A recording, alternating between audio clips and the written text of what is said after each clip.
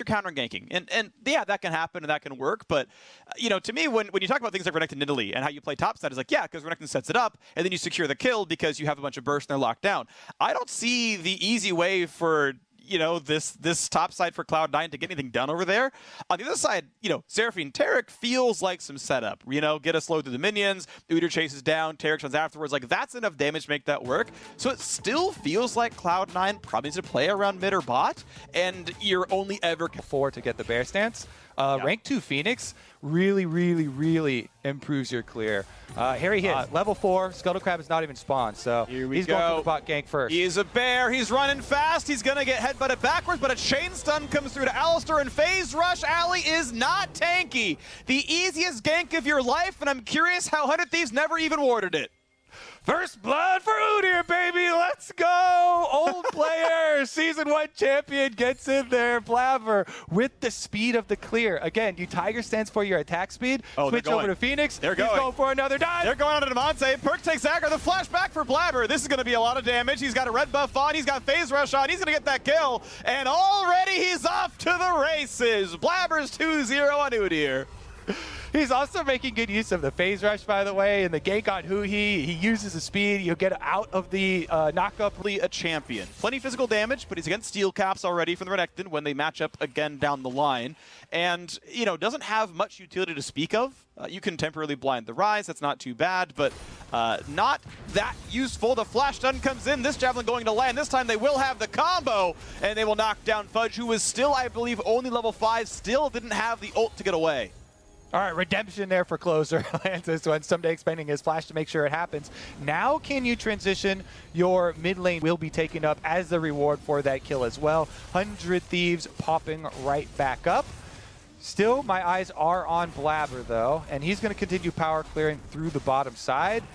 Unfortunate for him, with the mid lane losing pressure like this, and with the rotation from 100 Thieves, I thought it was a really good swap to keep Renekton mid, keep Someday mid, and try and continue to focus on Fudge there. Now they're swapping it back again. Perks is going up. Comfortably. Here comes the re-engage. The flash combo comes in. A flash away from Blabber keeps him alive. A big stun comes through. Re-engage comes across. A big charm. Doesn't mean any kills, though. FBI going to walk back pretty safely. Several ults burn, 2 on the sides of Cloud9. Now the re-engage comes in. Perks wants in. Can't get much more. Javelin. Rise brings the squad. Perks is the flash, but they might find it anyway. Flash in for the root. Do they have the execute? It's going to be close, and it's going to be Closer getting the kill. Nice pickup right there. Rift Herald still alive. A 1-for-1 as who he dropped as well. 4v4 on the map. Cloud9 not going to get back in. They are missing every single ultimate they have. As Taric goes and go for the smite, going to be picked up there by Blabber. That's nicely done. Team fight may continue. Alistar and Yone on the way back in. Rise going to be slow to this one. FBI could be stunned. Someday finds when they get a root on a Closer. He's going to have to flash away. But now who he is here. They baited in the squad. They get the double knockup. They're going to find Blabber. He gets the shield, gets to run away. Fudge a bit low, gets the shield though, stays alive, and Blabber will finally be shut down. 3-3 on kills.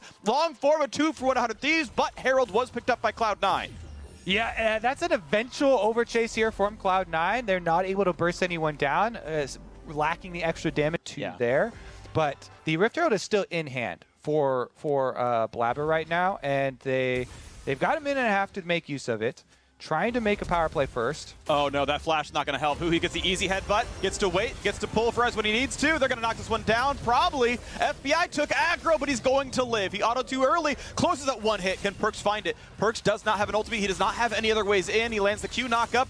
Will not get hit with the Javelin on the way out either, but still tries for damage to Huhi. Headbutt means it's not going to be anything anymore, but seems even more vulnerable. No flash left on him. Dragon's about to spawn, though. Can they take advantage? Because the death timers are so short, he's going to be respawn, and Someday teleports in for the flank.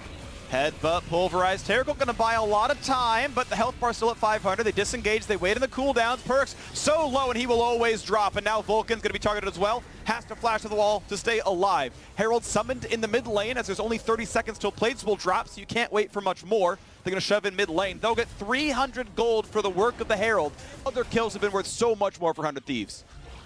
Yeah, and they're also going to get some gold on top side since they're committing Fudge. He has no teleport, so he's mining turret plates while this dragon goes down. Regardless of the gold going back to Cloud9 right now, in response, 100 Thieves come up with the big power play, intelligent use of their teleports offensively to pick up these kills and be able to transition into the objectives afterwards, because even though Fudge does get a bit of money back on top side. The Graves gold difference. Plates have dropped, so these turrets are now made of paper mache. And you can see Someday chunking away. 150 bonus gold for knocking down the first turret of the game, and it looks to be 100 Thieves grabbing that one. Last game, he was clapping top lane. He won AP Gragas into Lulu, and it wasn't pretty, even after a botched dive.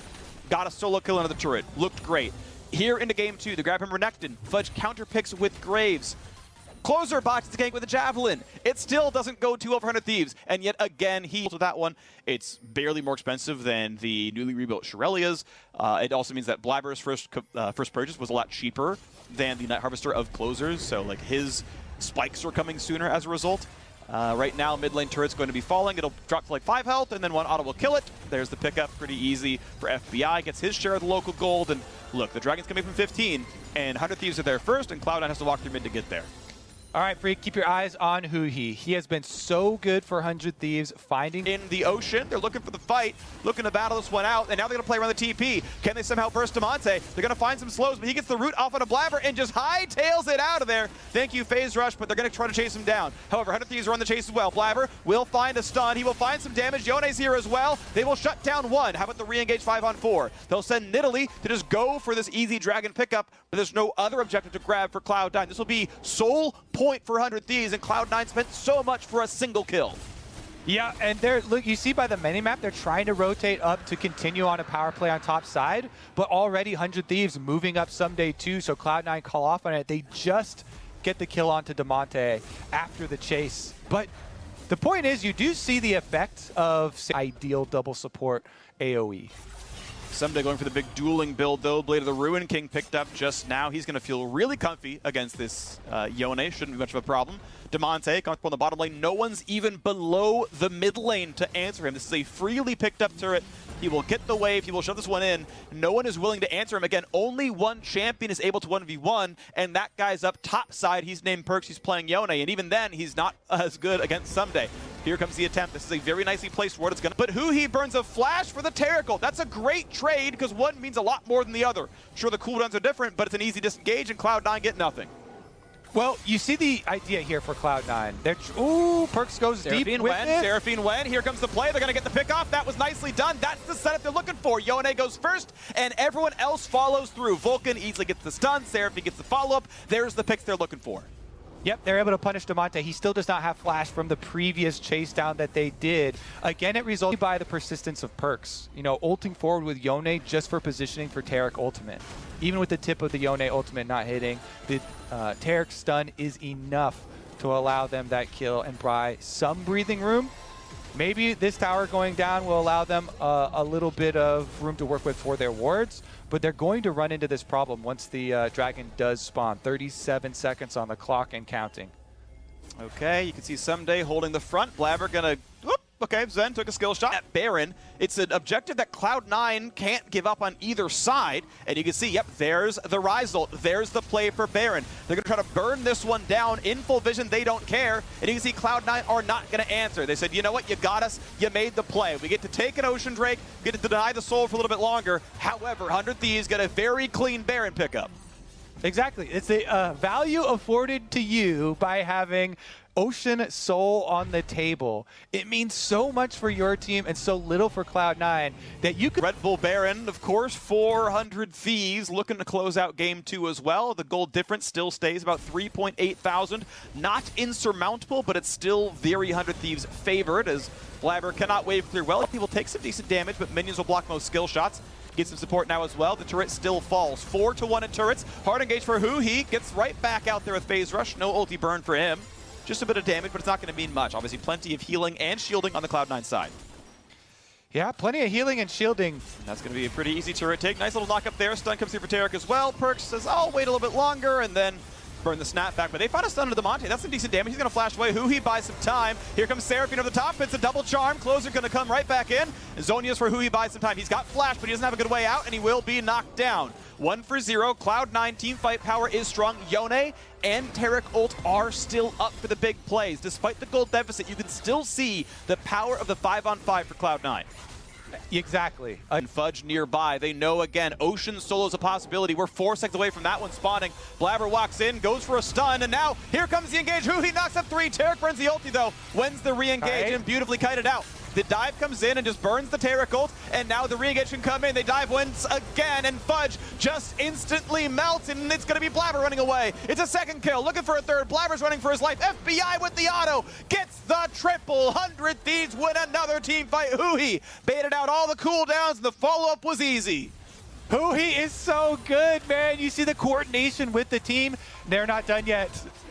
Flash stun. Someday gets the entire health bar basically by himself. Demonte just adds 1 to the scoreboard because he wanted to see it happen. They're going to tank to make sure that minion stays alive. The turrets are going to fall. 100 Thieves likely to close out game 2. We got some signs of life. We got a much better look from Cloud9 in this game, but 100 Thieves look so much better today. The ace comes in at the last second. 100 Thieves, you can see a lot coming through from FBI. Sven tried to carry even on the Seraphine, but nothing out of Perks, nothing anywhere else. The Bud Light ace comes through. 100 Thieves gonna take game 2 over Cloud9.